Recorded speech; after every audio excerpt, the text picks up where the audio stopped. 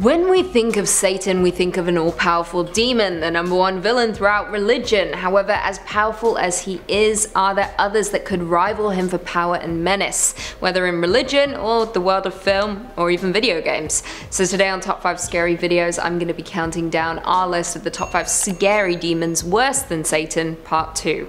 Before we begin though, be sure to stick around until the end of the video where I'll be responding to some of your comments. And with that, let's jump in. Coming in at 5, Boogeyman. The Boogeyman is a mythical creature used by adults to frighten children into good behavior.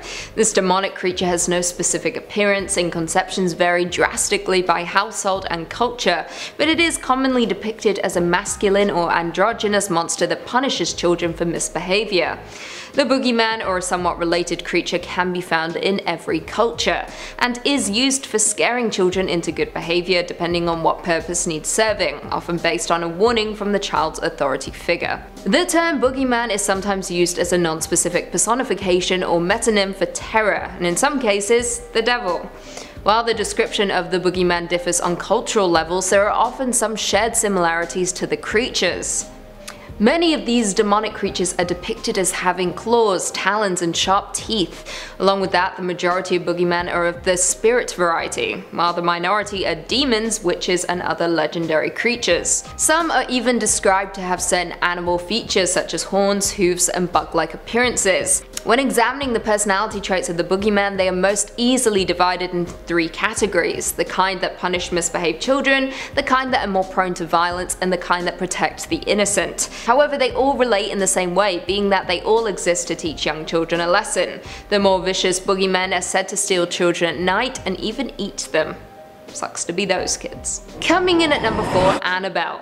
Annabelle is a fictional character in the Conjuring universe. The character is a haunted doll based on accounts by paranormal investigators and authors Ed and Lorraine Warren, with the doll first appearing in the 2013 film The Conjuring. Annabelle is a reportedly haunted Raggedy Ann doll. According to Ed and Lorraine Warren, self-described paranormal investigators and demonologists, a student nurse was gifted the doll back in 1968. According to reports, the doll behaved strangely, exhibiting malicious and frightening behavior. It was at this point that the Warrens were called in, and they removed the doll to their museum after pronouncing it demonically possessed.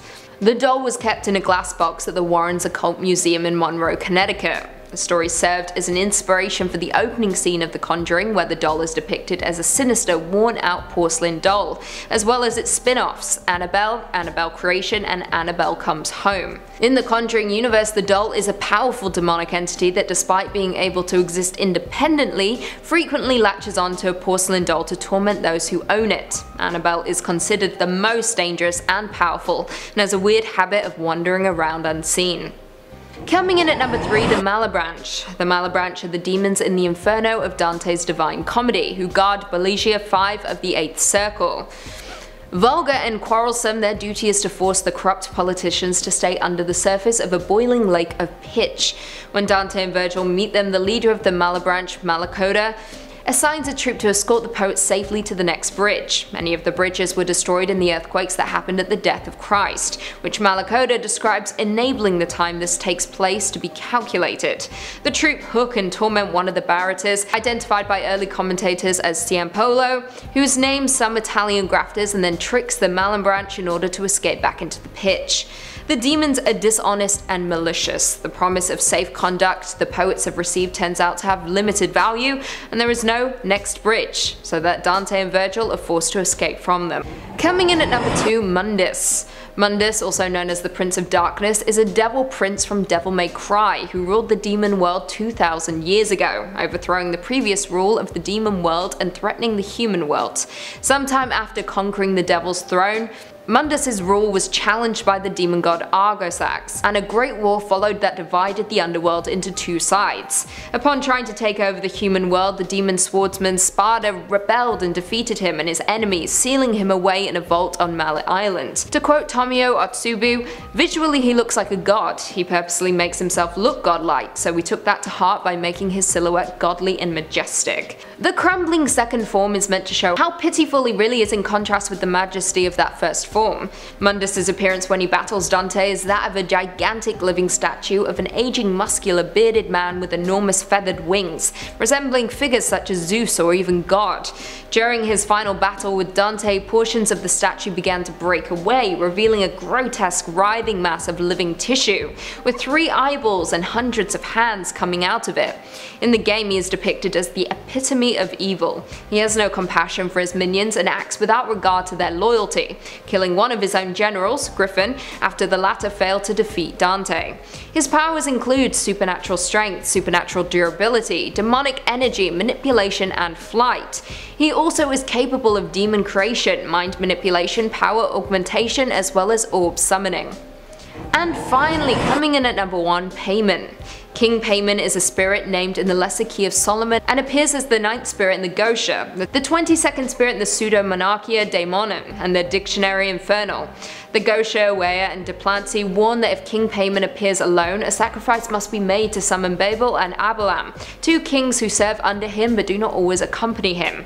These 3 sources also state that he rules 200 legions of spirits, some of which are of the order of angels and the rest powers. In the Gosha, Weah, Duplanty, and Sloane MS-3824, he is described as a man riding a dromedary camel, preceded by men playing loud music, usually trumpets. Sloane MS-3824 describes the camel as crowned, while the rest describe King Paimon himself as crowned.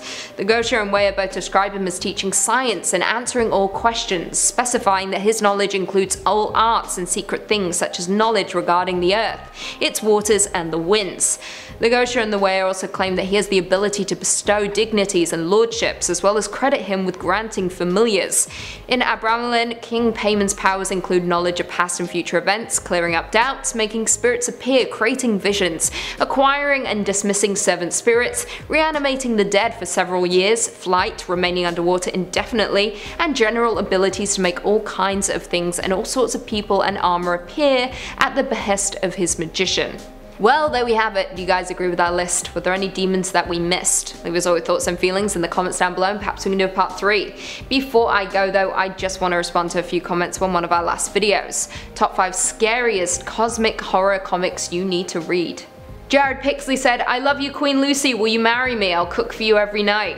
I mean, I've got a problem with marriage. We don't talk about it, but sure, I'll marry you. I like food.